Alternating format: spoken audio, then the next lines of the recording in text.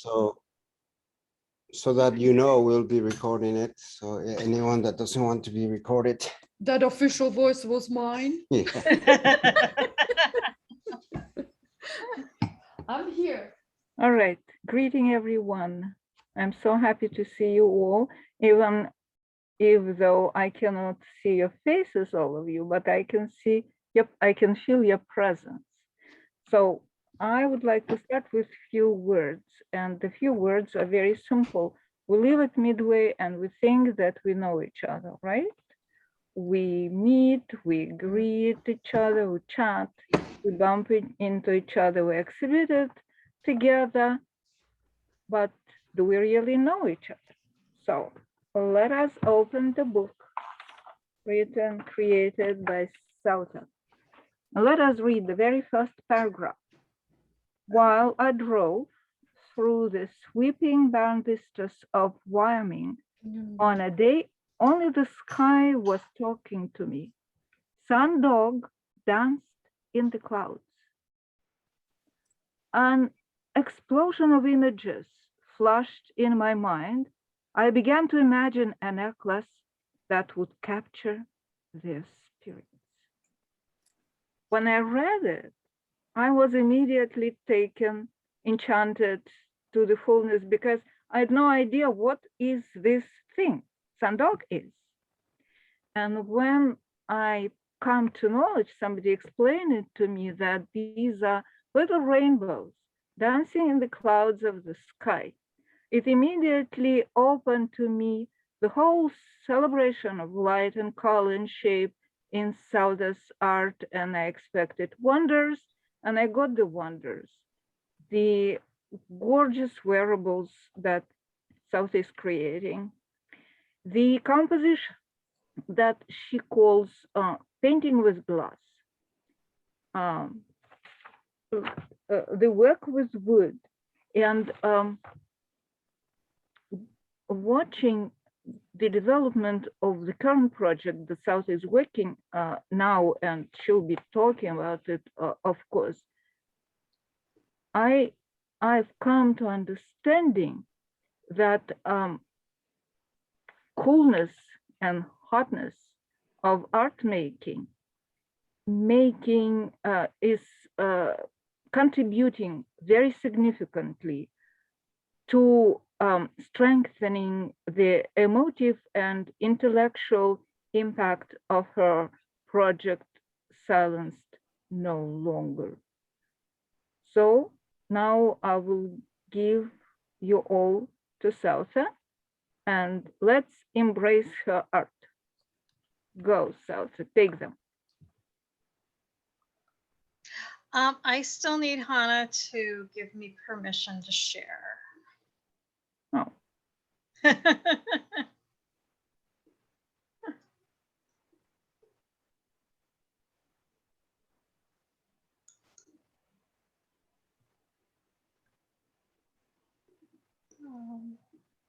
There we go. You have the floor. And I have the floor.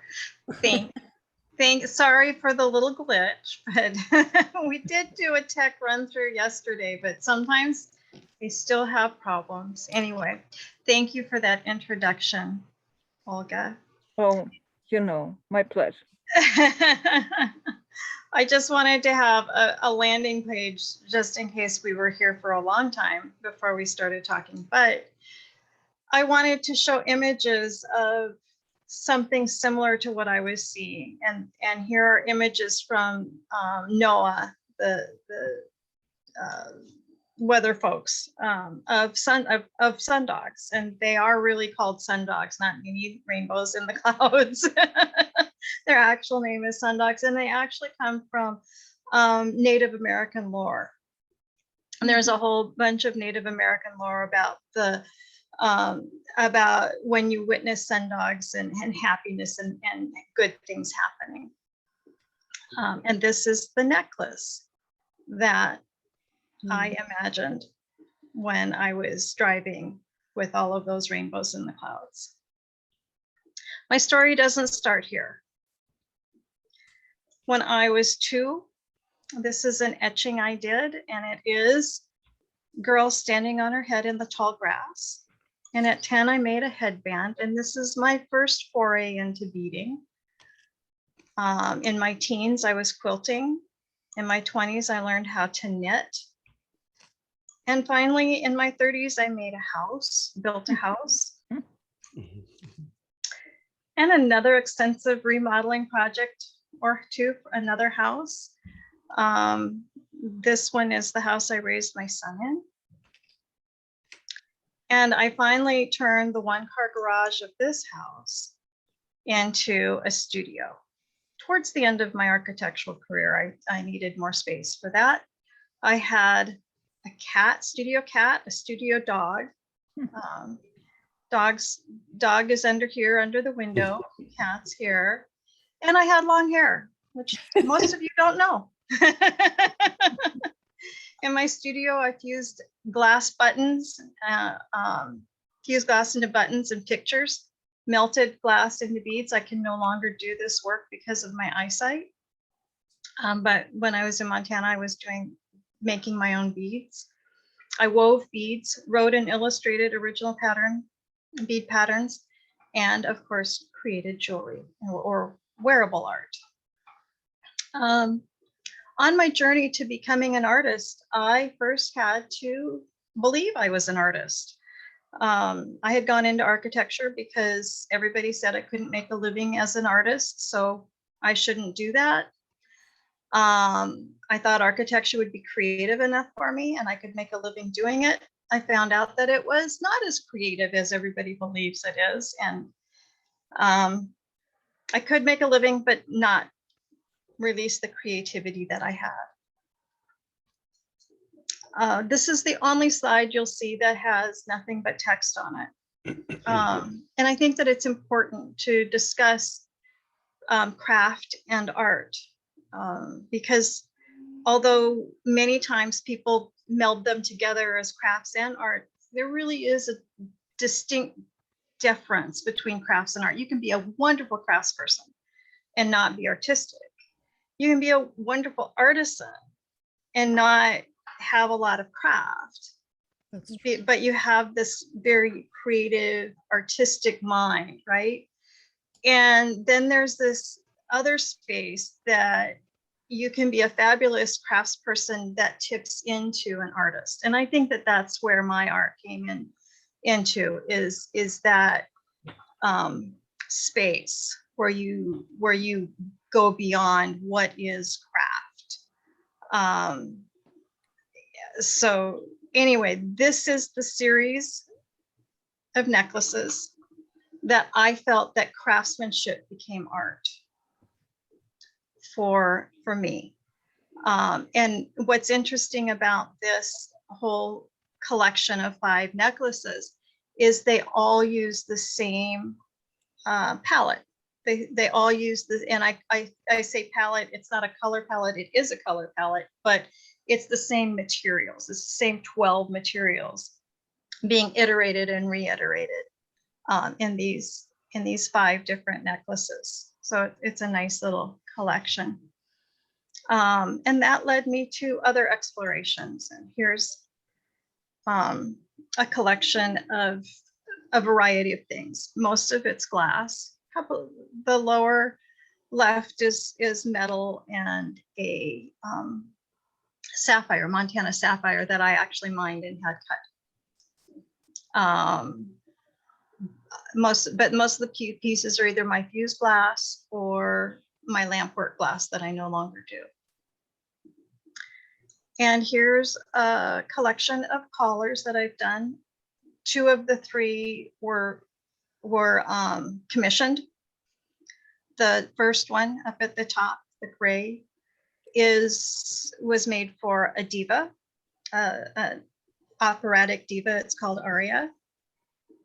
The second one is Blue Lagoon, and it was made for a politician who was actually going to the 2012 National Democratic Convention, and I actually saw it on TV when the camera panned across in North Carolina.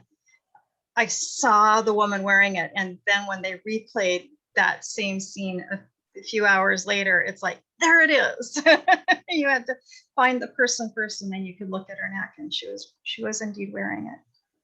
And then the third one is one I call acapella, and it's just a play with texture and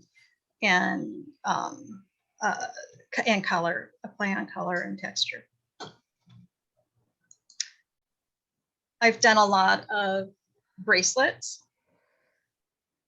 And these bracelets are either stone. A lot of it is, there's some porcelain jasper in there, and other types of stones, and then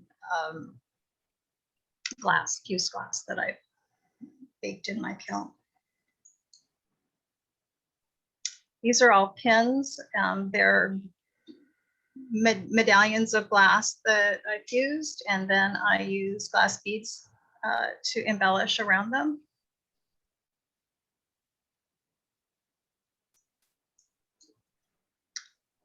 And this slide is showing a lot of the different things I've done with glass pendants, glass necklaces, and finally a lot of different rings. And here's an image of an inside of the book that Olga read an excerpt from. And I've also done a companion CD with myself narrating. And the other book I wrote is a bead pattern book. I've developed all of the patterns for this book. This book, the only color is on the cover. I did that because it would be less expensive to produce, and I made sure everything inside was black and white, because it's a lot cheaper to print black and white pages than color pages.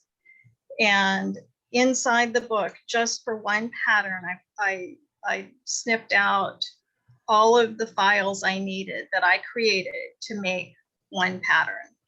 And this is the pattern we're exploring. These three images, it's the same pattern. So the page in the book that introduces that pattern, it's Sunset Sparkle, is essentially based on a recipe, in that I tell you how many pieces you need of all of the different things you need to create this. And I put in there what colors I used, but that's optional. You can use whatever colors you want.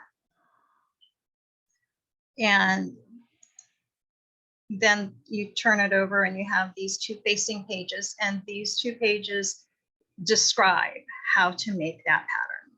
So you can make your own. And then we'll look at some of the fused glass wall art that I've done. And I don't have a lot to say about them, so I'll just scroll through. If you have any questions, speak up.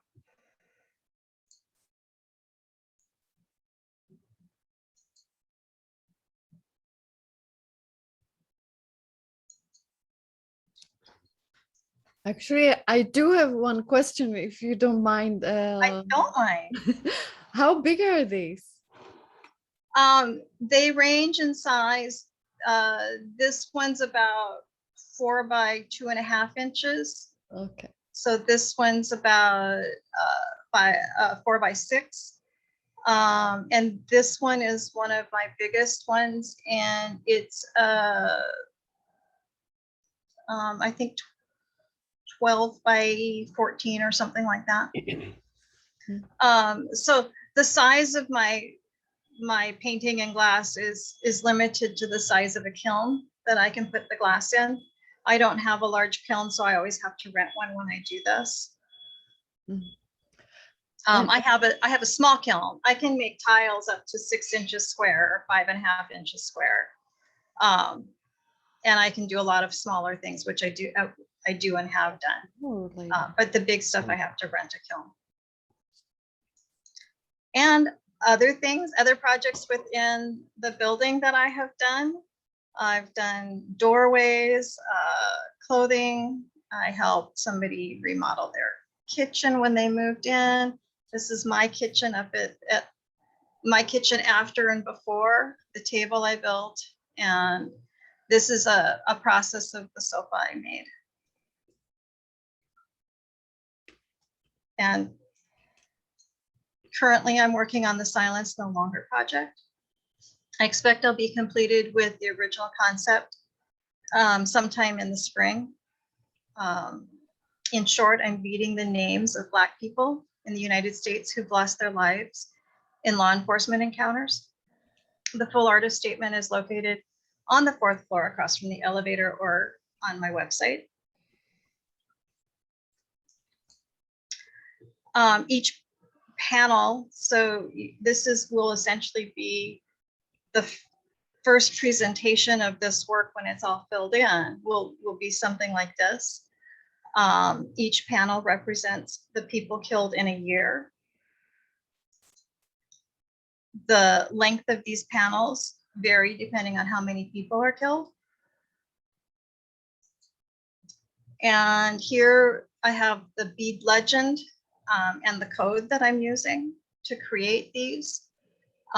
Each row is spells the name of a person. The pins in the row mark each name that is also found on the Say Their Names website. So you have the name, and these beads are the age. These is the gender. So it's an abbreviation like M for male or F for female. These beads are the day, and the last 4 beads would be the state. I have noted in here, I've got month, and if you look at the beads and those bead colors, and you look over here and go, oh, look at that. That looks like it's that navy bead, that's a 4, and that's a 1, that's rust, that's 41.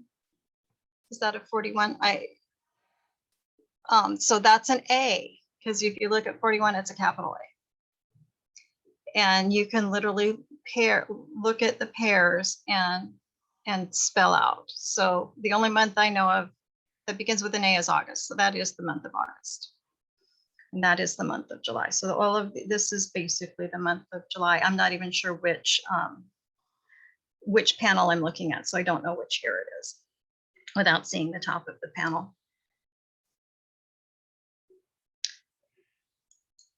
And questions, discussion.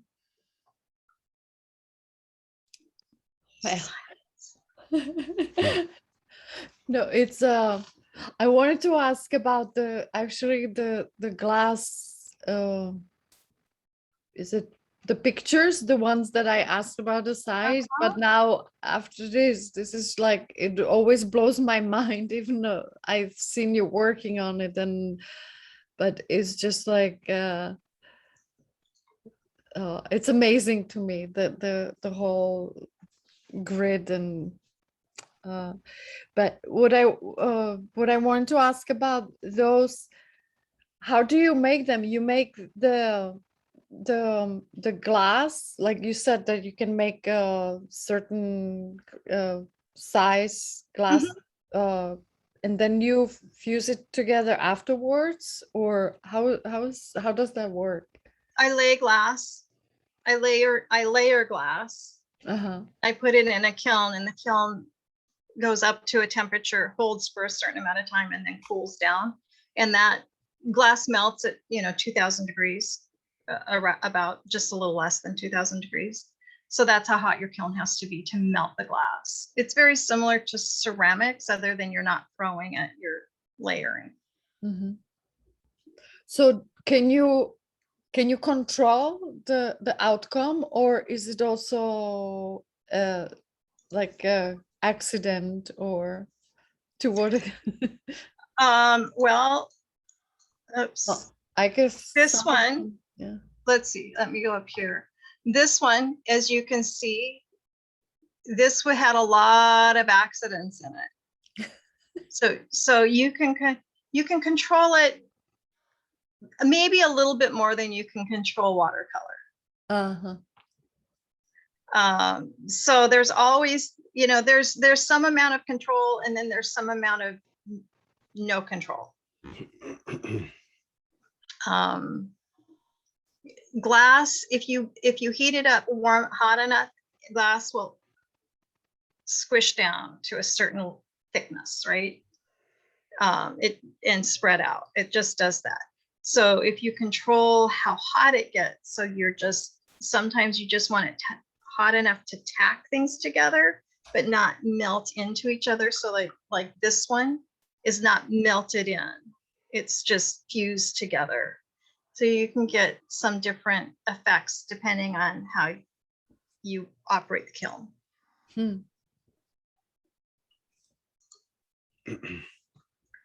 So can I ask you a question? So what inspired you, or what influenced this work, for this particular work with the glass? Were there any artists or painters or anything that helped you? I had been doing glass buttons for a long time, for a while. It was just something that I was doing to try to be a little more commercial with my art. You know, people can afford a $10 button, but maybe not $1,000 necklace or a $2,000 necklace. So most of my little small pieces were done for that reason. And when I was doing them, it just made sense. It just, you know, to play and grow and go bigger. I was just having fun with the material. Yeah, it's very cool to see the experiment grow. Yeah. I mean, if people wanted to buy more of that stuff, I'd be making more of it, but I don't seem to have that kind of interest.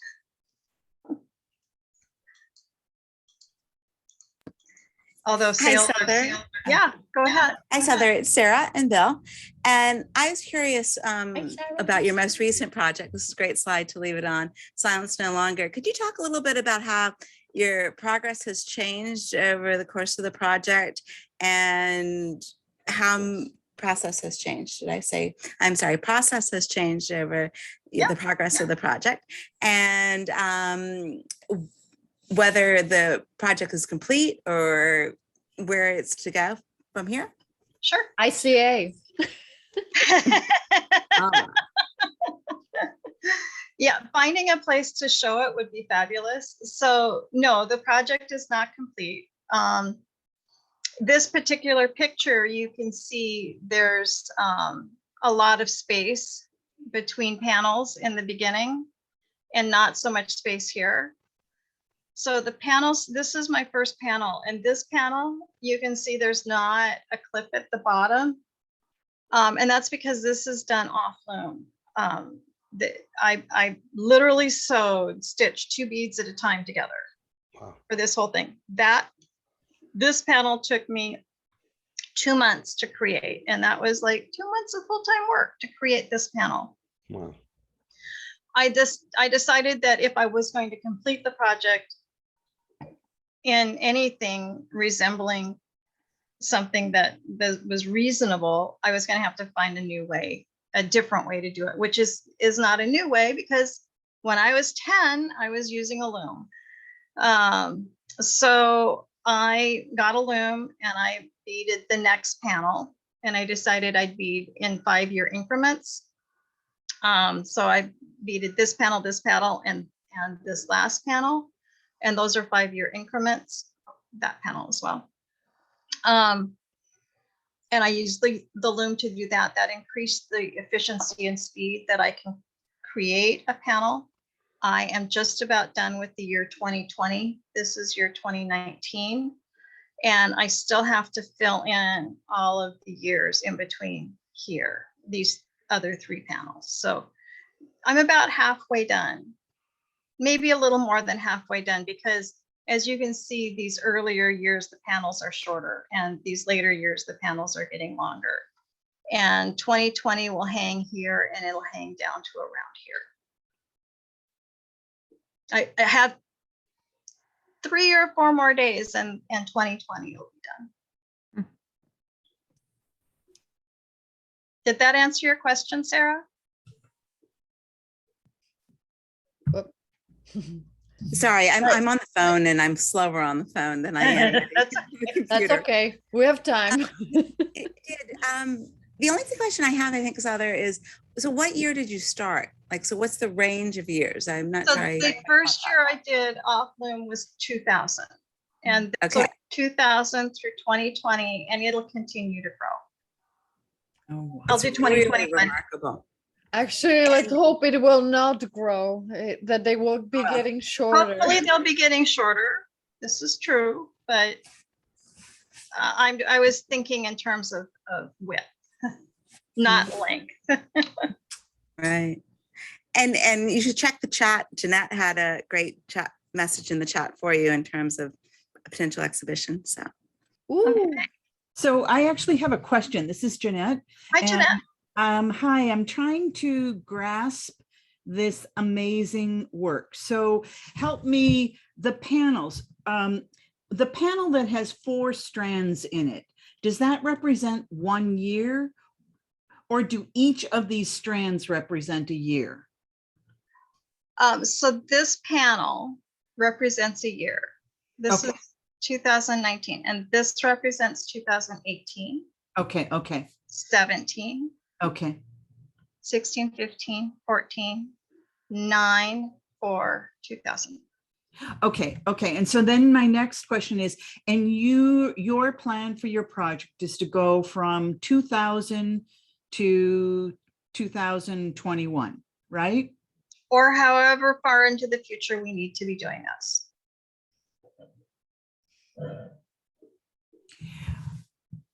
What prompted you to start this move in this direction with your art? Well, my son was working for Google, and he's a computer code person.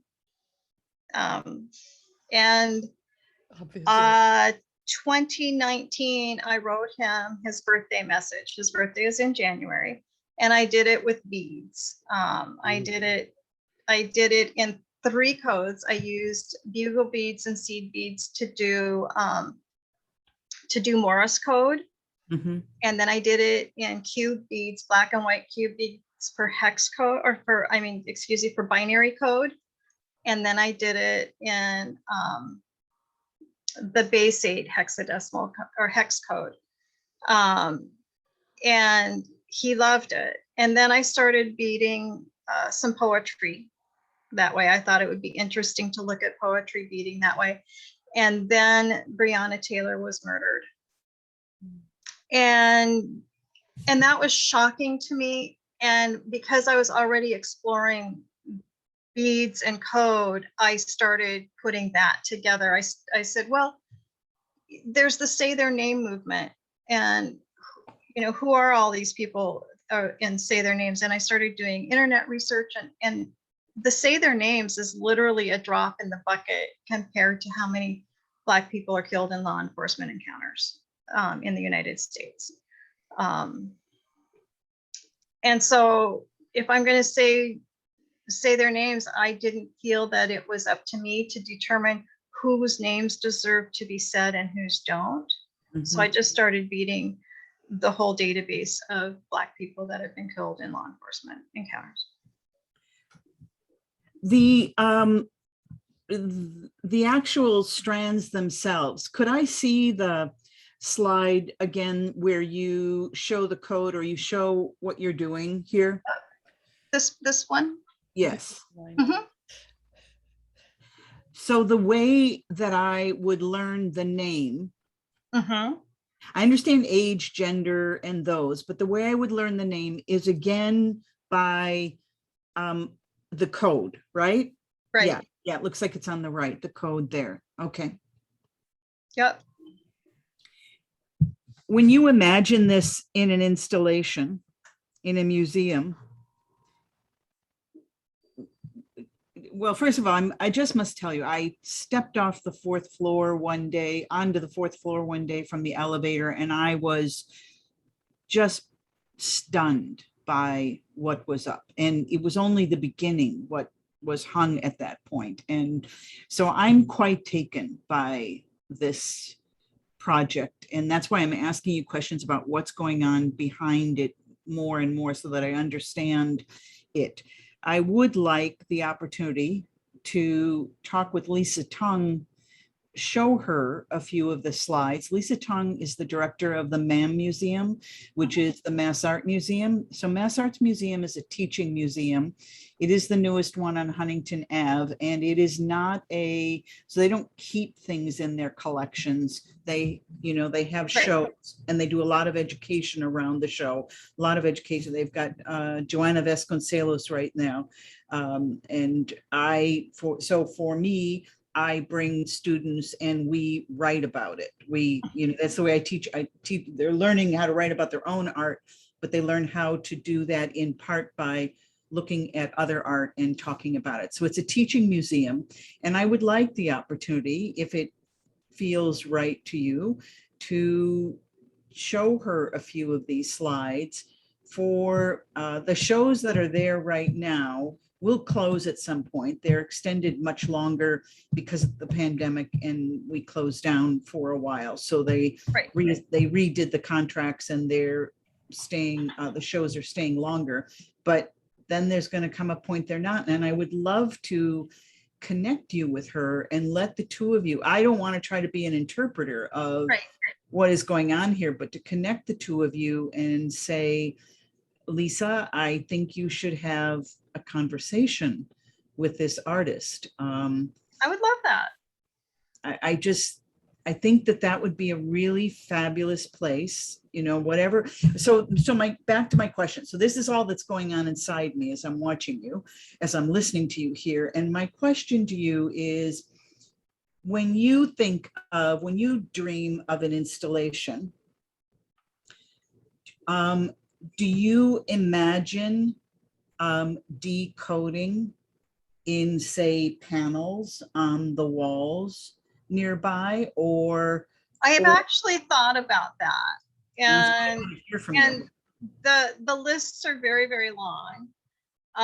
If you go to my website, in the description, I have the names of each year.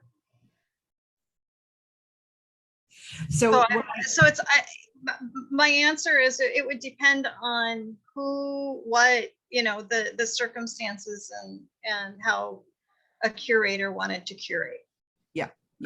Right. So, exactly. So it's possible. I mean, I have all of the raw data that I've used. That's also another interesting question that another artist and I have talked about. And he said, you could write an app that somebody could download on their camera, and they could then point it at the work, and then it would decode onto their phone as they use their camera lens to track the work. Wow. Well, I think that's an interesting concept. Certainly nothing I'm going to do because I don't write code. Wow. I was asking the question in part because I wondered whether it would become too transparent, that the viewer didn't have to work. Well, that's the other thing I've thought about too. Do you give it to them, or do you make the viewer look at this and absorb it? I think that there's something about that absorption that's why I was asking the question. Yeah. If I don't have an answer. Go ahead. I'm curious. Sorry, I think my Wi-Fi might be a little glitchy, so let me know if you can't hear me. I think your question, Jeanette, is like circling what I've been thinking about too, because I feel like there's something so powerful and interesting about this, and it's so content rich. Like, I'm looking at this honestly as a piece of graphic design in a lot of ways. It feels like a piece of information design. And so the one piece that I think feels like as a designer, especially, like, that I would want to see is that option to decode, because otherwise I almost feel like the names remain sort of silent or unspoken because we don't have access to them in that way. But like, all of this information is just so interesting to see, to actually go in there and make us work for it. Feels like it's actually making a statement too. And I think that's just really interesting. and just in general, I'm curious if, you know, if you've had any conversations about it in more of like a graphic design context. Obviously, it's not graphic design, but it speaks graphic design too. Like I'm thinking about info design classes and how interesting it would be to have students engage in a conversation about this. Thank you.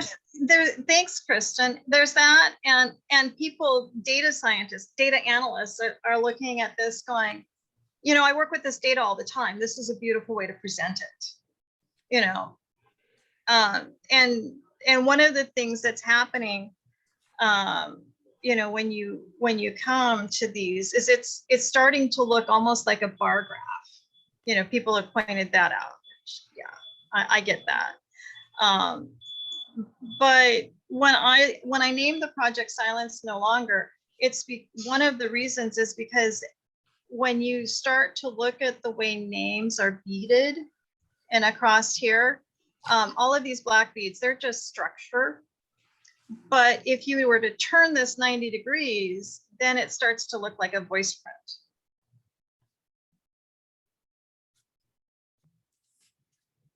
And that, to me, that was, it's not just a quiet voice print either. It's a loud one. You know what it reminds me also of? I'm not sure what it's called, but what the military Insignias, or yeah, on the shoulders. But I really love the intrigue of it. Like I'm mesmerized by this. And you know, my first reaction is, oh my God, I can't possibly understand this. Because that's always my reaction. But I think that if you in my opinion, if you were to, I would leave it like this mystery and the that behind it. I think it's beautiful, and in a way it reminds you of that a lot of these people we never heard of. A lot of these people just stayed anonymous, and so I think that's good. But it would be great if you do want to go further and you really want to, like, I can't believe all these people, I want to see the names. Mm-hmm. I think it would be great if you could go somewhere. Even a simple QR code actually can do that. You know, you just, There's a QR code on the 4th floor. yeah. So yeah, It's but done. I love the mystery behind it, and that it's just, to me, that's Thank you. It's very strong.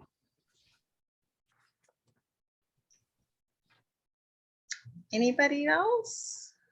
wait, can I say one more thing? Of course. It was cool actually, the way when you spoke about the different codes. It made me realize, yeah, it's just a different, like, because I know Morse code because we learned it as kids, and I was like, it's just another, like, each one of those languages, it's just another representation of something, like of the letter A or whatever. That was really cool because I never thought of code in that way. Right. I don't think I had either until I don't know, my son and I started talking about something, and then it was like, you know, you never know where you're going to get that inspiration or where something is going to go, oh, and make those connections, right? Hi, Alan. Ooh, You're muted. muted, hun. Alan is muted. Can you unmute him? I can ask. Unmute. Ask. Yeah. Come. Hello. Hi there. There he is. Hi. Hi. Hey, Alan. Took me a while to get home and get on here, but I'm glad I did. Yeah. You So missed it all. I was telling them that you had talked about an app, a decoder app.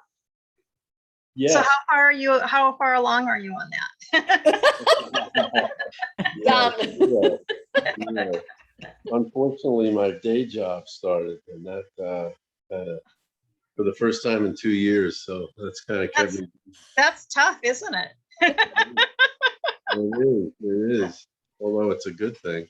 Yeah. I think it's entirely doable, especially from what I'm seeing here, where the color changes are more dramatic. Some of the ones I saw on your website, they were more subtle shade changes.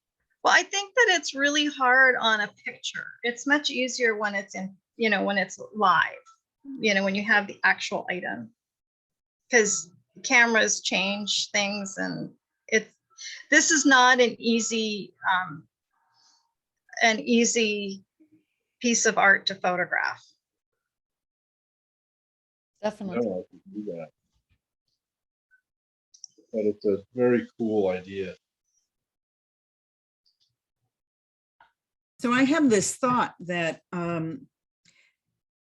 this art in code next to or in contrast, to another set of art. I'm thinking of Keith Washington's work. It's being shown, I think it's still at the Concord Art Museum, and his response to what is to the deaths, and I think it was the Michael Brown death in 2014 that started his work, that when he reached his sabbatical in 2016, he went into large-scale pastel and charcoal drawings of individuals who have survived. He wanted very much, he didn't want to portray Blacks as victims, and they're these gorgeous, they're larger, they hang from the ceilings. I haven't gone to look at them yet, but I want to use some of his charcoal drawings in a book that I'm working on right now, and he has given me permission. But it would be very interesting to have this stunning work in code, and in a room next door, these exquisite charcoal, larger than life, this is a human being, Right. Could be quite interesting for a viewer to could be very powerful to have that experience. Exactly. Yeah.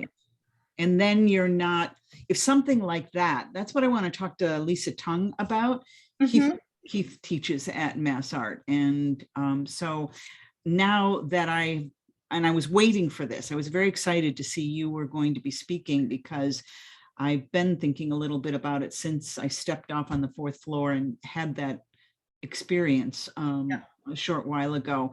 And I started thinking about it, and I thought that it could be very, very powerful to have those two experiences side by side or near, at which point you actually aren't talking any longer about whether you decode or not, because it's bigger than just that. You have it answering to, or the two are talking to each other in a particular kind of way. So so if I could, I would love to have, I only need like one image, maybe this and one image. I don't need a lot. I just want a little bit to show to Lisa, to say, Lisa, I think we need to talk about this. Yeah. All right. Yeah, I just need your contact information. Yeah, I put it in my, I put the Wiv Ink one. I'll put the Mass Art one in there also. But I did put in the chat my Wiv Ink email, but I will now put the Mass Art one there too. Okay. I don't know. And for some reason, because I'm sharing my screen, I don't get the chat, and I don't know why. Yeah, well, I'm on my phone, so I can't help you because it's too small. But what occurs to me, so when I look at this again, that, for example, not to be macabre, but the act, for example, of scattering people's ashes. But I mean, why do we do that? We do it because it's a kind of code for a person. You want to embed it in the environment, right?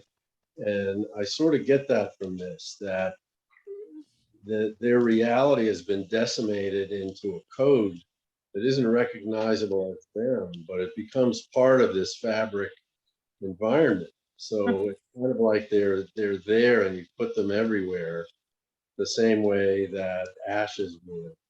Right. An embedding, it's a way of embedding them in a really abstract way, which is also independent of encoding. It's enough to know that that's what these are. Yeah.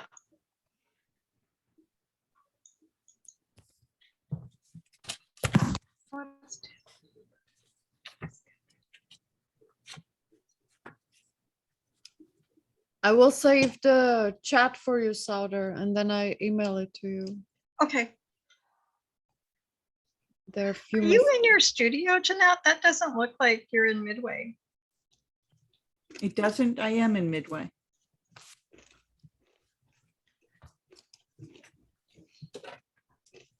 Do you have a background? No, this is the real thing. It's very Wow. warm and inviting. Yeah, it looks cozy. Oh, So it's all the way at the end. So I'm in 505. And when I saw this, the first time I saw it, I knew I had to set up my whole workspace by the windows. So I'm by the windows. And this is the unit where the freight elevators used to be. So there are these small little spaces on each side by the windows. And one of the small spaces that has some brick walls dividing it, I put a large bookshelf in there. So that's what you're seeing at the back. actually, what I'm seeing is I see a sheetrock ceiling, which. Oh, you do? Yeah, that's also part of this though area. So you don't see. I don't see your beams, your beams and wood that we all Yeah. have.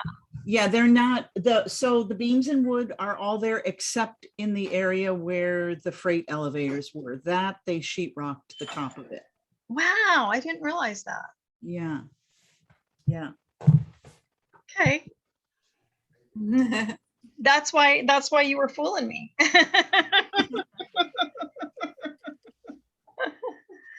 Well, I'm 100 miles away at Max and Carrie's. Okay. Oh, you are. That's why. I'm out at Northampton. We're babysitting for Rowan. They're curating something at the Spring Break Art Show that's in Hudson, New York. So they're there for 5 days, and so we're out at their place in Northampton. Wonderful. And watching the little guy. Mhm. Well, it's also cool to imagine these works, Souther, in the far future, if someone finds them or buys them somewhere and wears them or puts them up and has no idea what they mean. It's still there though. It still Yeah. does mean that. Yeah. I can't think of any other work that's done that other than these crazy ones they sent out into space. But they were not artful. I actually have another question. How big do you imagine when this is completed? You thought in the spring you might be done. How big is the installation? So this panel, this is 12 feet long and it's 8 feet tall. This installation, showing it installed like I have here, is 8 by 12. 8 by 12, okay. And that is what you think when it's done it will be? There's not more panels that are going to Well, happen? I end up with another panel. So I did these in 4-foot sections. Okay. So they can go up on, I mean, I thought about insulation and everything. These can go up on a wall. And then all of these holes up at the top, you put a peg in there and you hang from pegs. So it could go closer together, but I think you get too close together and it feels a little constricted, or it could be a little further spaced, a little further apart. Yeah. Right. You can play with the spacing on those panels. But right now I have them fitting on a 12-foot I have another piece so I could make it 16 feet. Okay, so 8 by 16 you think is, see, Mass Art went through a major renovation and created and then announced the named the museum, ma'am, announced the opening of it, and then a week after they opened is when the pandemic hit and they had to shut down. And Right. they have there's a large room where Vasconcelos's work is in. They have the space for this. That could be appropriate. That's why I wanted to know 8 by 12 or 8 by 16 to have a sense, because this needs a big space. Yeah. It needs, you know, it must have it. It must have a lot of room to breathe. It does need to breathe. And ouch, dang it. I kind of like where I have it on the 4th floor, and that's 16 on the 4th floor. That's 16 feet of space. Yeah. And it feels good on 16 feet of space. Yeah. But I feel that way too. I felt that way. But Yeah. it needs space, not just visually, it needs space emotionally. Absolutely. And Absolutely. And the 4th floor, the other thing you've got is you have the emotional space. Yeah. You have, I have space that I can breathe and be there while I'm taking it in. So you need, it's not just the dimensions and the wall size, it's much more than that that's Right. involved in this work. So thank you. I'm Thank very you. excited. I'm very excited about this work. Thank you. I get excited and I get depressed too. It's very powerful.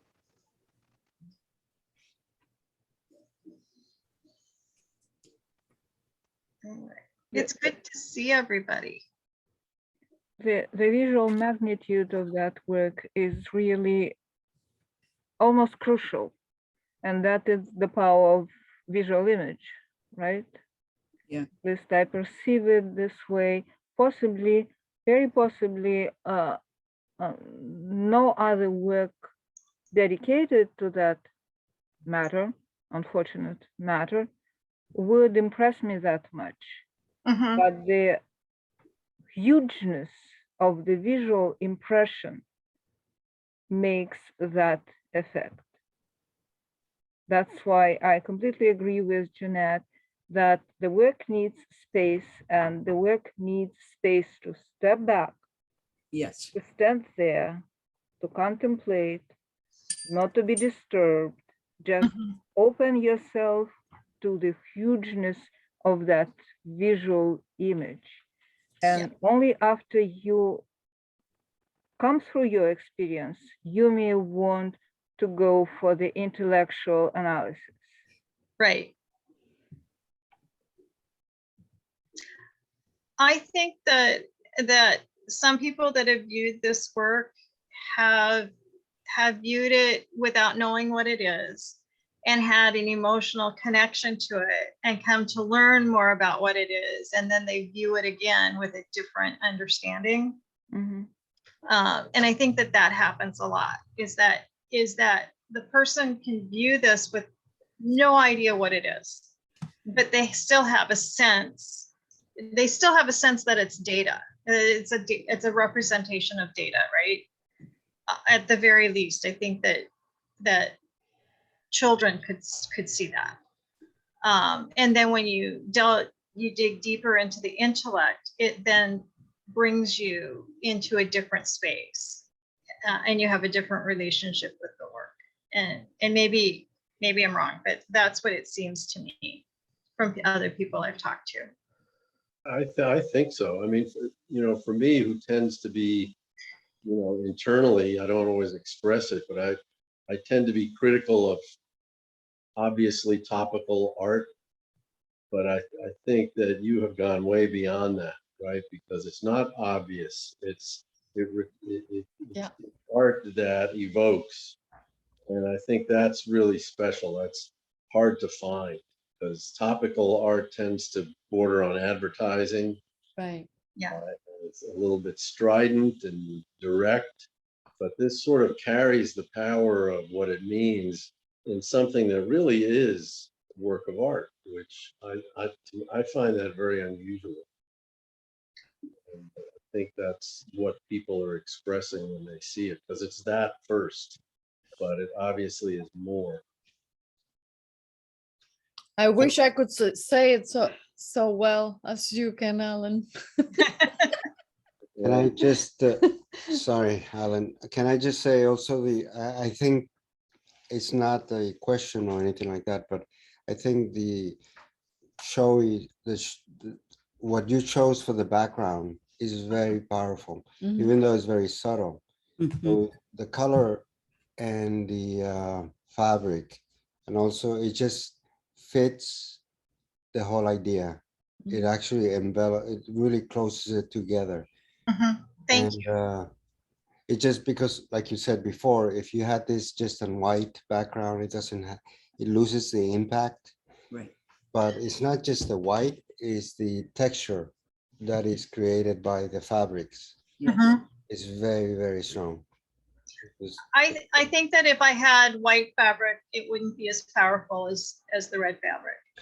Because Also, the white tends to make the colors in the beads bleed out. They're not as, and the red actually makes them punch. yeah, also the way that it's applied into the fabric is Yeah. very strong. It's very suggestive, but it connects the Does it beat whole you con- over the head with its suggestiveness? no, No. not at Okay. all. No, not for me. Good. That was my goal. It works so beautifully together, Souther. Thank It makes me think that the beading is at this particular moment in time is so relevant because of Indigenous culture right now and so many other things that are intertwined into just not just Black people, but Indigenous people, Indigenous women. It kind of wraps up a whole lot of what's going on in the world right now. They're just, for me, there are no words. It's an experience. So Thank you. Thank you for those words that you had no words for.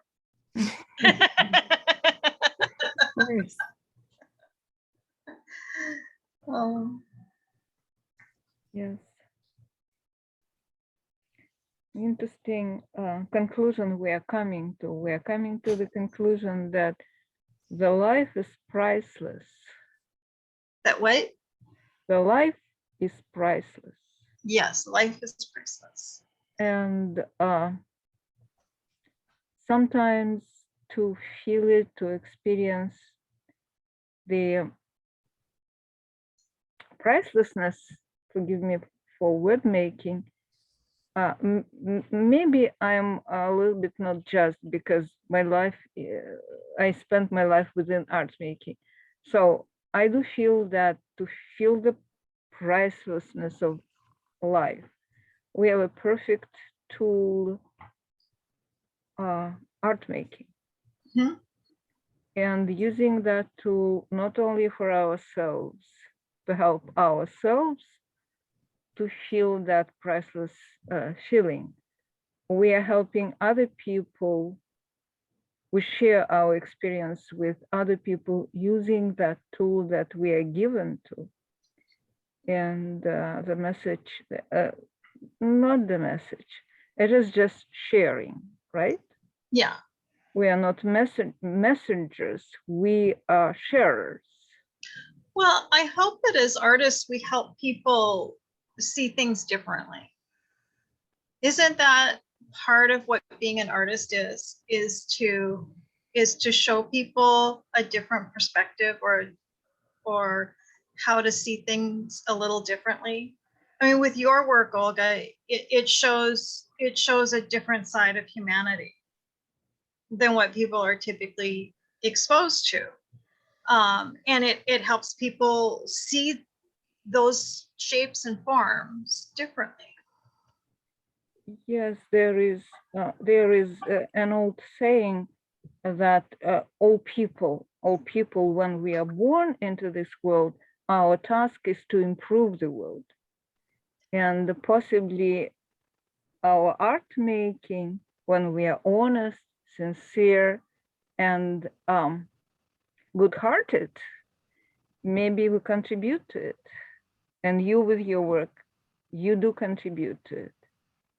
Because we can talk about many bad and good things, but when we have the powerful visual image that we can absorb and dive in and bring our assumptions from it and invest it in our work for other people, that is what we do for improving the world, right? Yep. Thank you very much. Thank you for having me. And by the way, when we last time talked about it, I asked, what is the chair? What is the stool there? Right, right. And you gave a very interesting, you all gave a very interesting different answers to that. Well, I think that your interpretation of the stool was, you go ahead and give your interpretation. It was a touch of human presence. Mhm. And somebody's interpretation was, I remember, that it is an empty seat. It's an empty stool where somebody is missing, Yes. or maybe a lot of people are Somebody. missing. Yep. But it also provides scale in this Yes. picture. It And provides, it also provides skill. So nothing is not for reason in the piece of Yeah. art, right? right. I mean, there's a lot of symbolism. You can interpret the symbolism one way, or you can interpret it another way. And that's the really great thing about symbolism, right? Is that people interpret symbols differently. Like, you see an empty chair and that's for the artist. Mm-hmm. And I put the empty chair there for scale and to symbolize the chair that's not being filled. Yep. And they're both valid. They're both valid interpretations. Absolutely. I am even thinking that when I'm almost sure that when your installation moves into the museum that Jeanette mentioned, Mhm.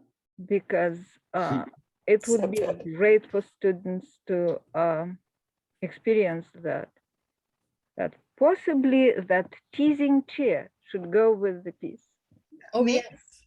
Yes. Oh, yes. Okay. Well, you could also move it around and view the artwork at a Yes, closer. absolutely. Yes, of Yeah. course. But Yes. actually, I think it helps. It's like it's almost like it shouldn't be there, but you get it that it should be. I think it's good that it, yeah. That chair came from my stepfather's family, and it was around as he was, it was always around when he was growing up. So it's probably older than he is. Mm-hmm. And then he gave it to me, and he tried to take it back, and I wouldn't let him take it back. I just love this stool, and I know it's got an enormous amount of history, and I've repaired it 2 or 3 times, because the old hardware used to hold it together, that it's wiggled out of its wood and stuff. And so I keep painstakingly putting it back together. oh boy, I don't know if it'll survive in the exhibit. Do not touch. Yeah. Right. Little ribbon, do not touch. But I think that the fact that it's old and has its own history lends to the It piece. works. Yes, Yeah. of course, yes. It usually To feels. me, it helps to tell the story.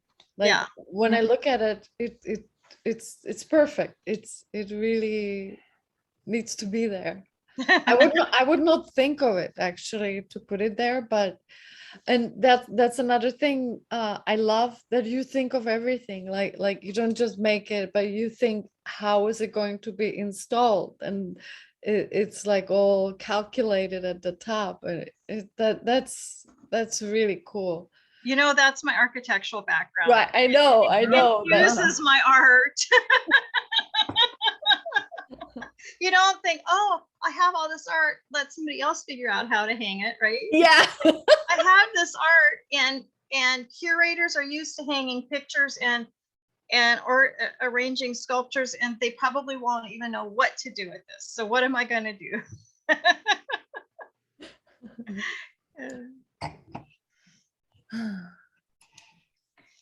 All right, that was so good. Yeah. I love that there are going to be people who take it in as an experience. And then there's also going to be people who actually decode all the names as a meditation. And then I also feel like as another experience, like in a museum setting, to have, pieces of paper or some act that people can, if they want to decode, they can write things down and bring these papers to another area. Like it becomes so filled with, just ritual and ways that people can process in different ways, which is, it's really endless what could happen. So that's very exciting, I think. It's a very, very cool way of thinking towards and out of it. Yep. Very cool.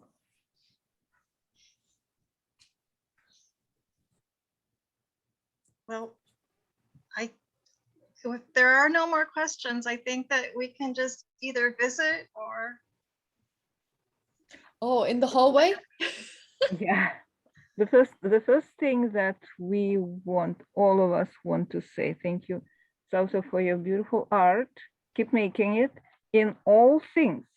Do not concentrate only on one thing, because we always love what we do now.